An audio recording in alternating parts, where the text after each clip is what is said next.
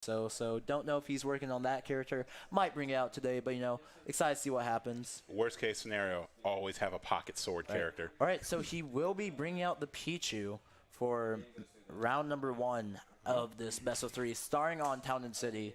So who do you think has the advantage in this matchup here? I think it's somewhat even. I think it's a little bit even, although Pikachu does have slight more reach than Pichu. So I don't know how well that's going to play into this. Right, and as we from the recent patch notes as well, Pichu's hurtbox was actually increased, but thankfully they remembered to actually update her shield, unlike Olimar, who has a larger hurtbox but same shield. But getting back to this match, Wizard Guy just going in on Shep, taking advantage of Shep now taking more damage due to the recent patch, but Shep now retaliating, and both players are just playing a pretty decent neutral, getting in their combo strings whenever, but not overcommitting.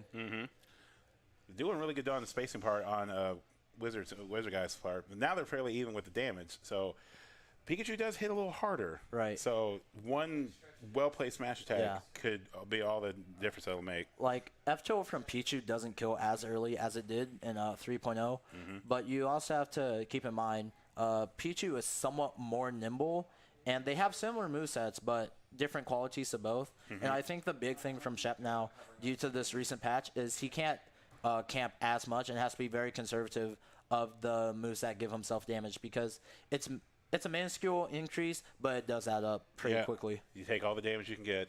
Right. Ooh, It's going to find the poke stack. on back air. Well, with back air. Shep staying at 105. Pretty scary percent for Pichu, but he's just throwing out these nice T-jolts whenever.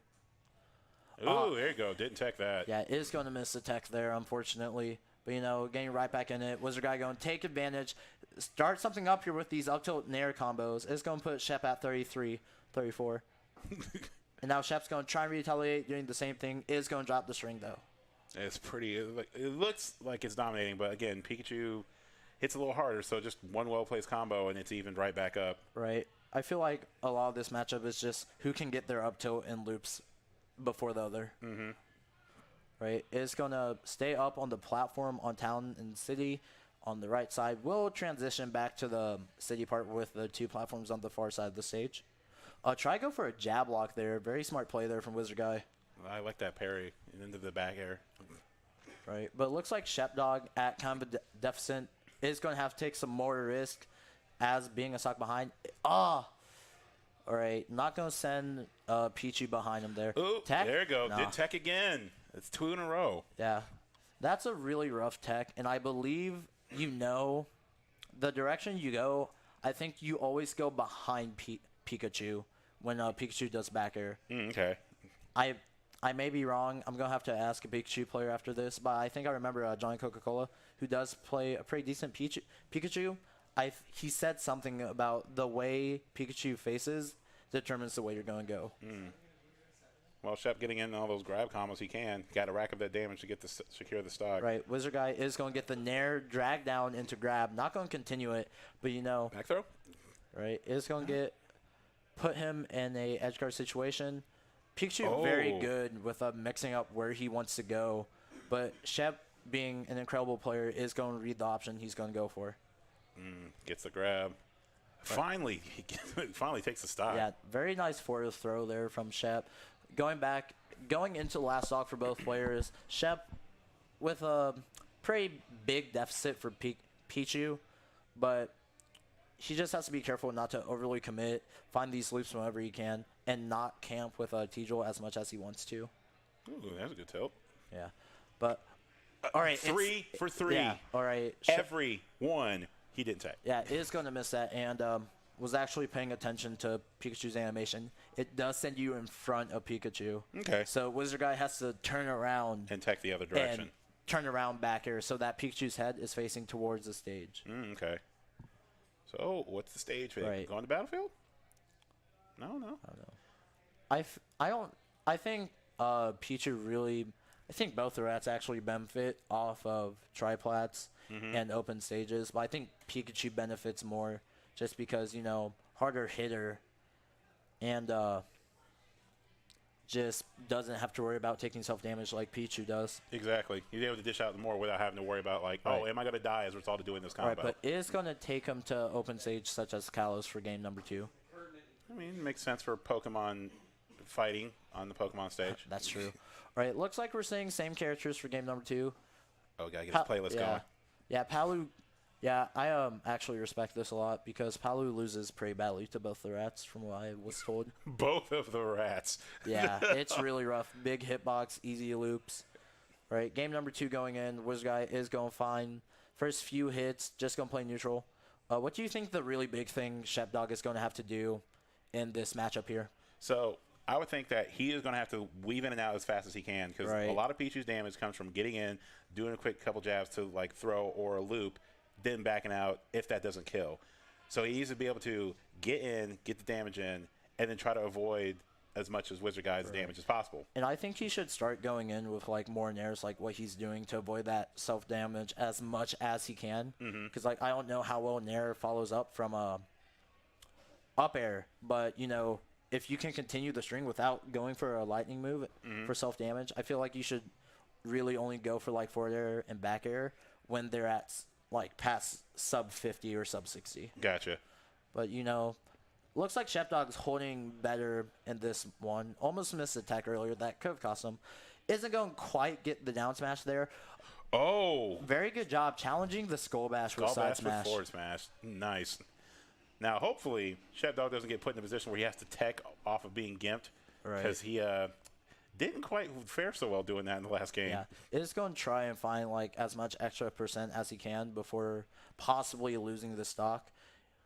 Ooh. Wizard Guy just chasing him off stage, going somewhat deep, somewhat not for that downer, just trailing above Shep, knowing, all right, you're going to have to up B sometime, and I'm going to be right here when you do it. Yep. Nice down air.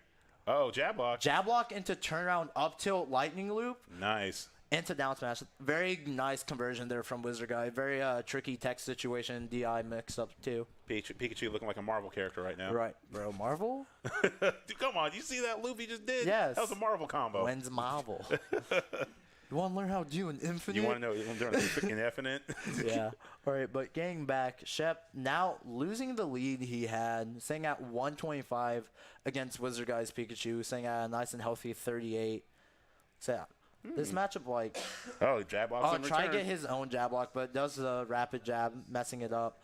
It's going to do run up back air. At this point, I feel like it's fine to just take as much self damage because Pichu would die like 120. Shep not looking happy about that. It's going to have to find a way to take the stock pretty quickly and like stay below, I would say like 40% would be a good percent for him to take the stock. So if he can get the damage and actually take that stock in under 40, he should be really good standing as far as actually closing out this game. Right, and you know, Wizard Guy doesn't have to commit as much. He's in the lead.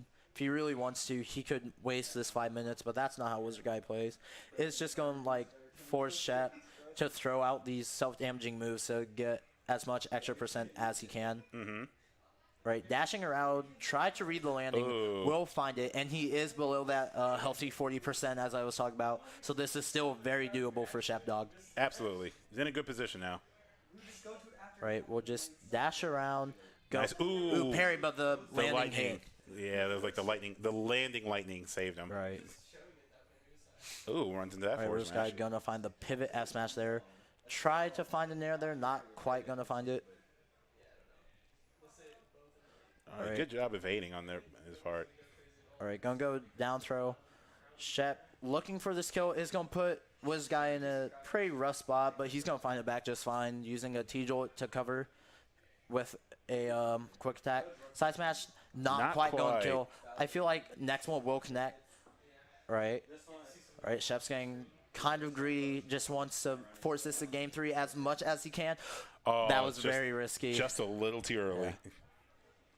Right, holding shield, not going to read the punish.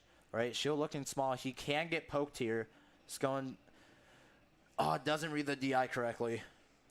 Well, I know Wizard Guy's happy. Right, Wizard Guy throwing Pichu off stage. I feel like, going low, and he buffered air dodge. He tried to get the tech, and Wizard Guy will be taking that 2-0 over ShepDog. I mean, it wasn't convincing, but Wasn't good, but it was rough. Yeah, it was rough because like he knew what he was doing. He knew like, hey, I'm gonna knock you off the stage, and then when you try to get back, I'm gonna gimp you. And he knows that he wasn't very good at teching. So that whole first game was literally back air, bam, bounce off the wall, tag. He didn't tag it. So.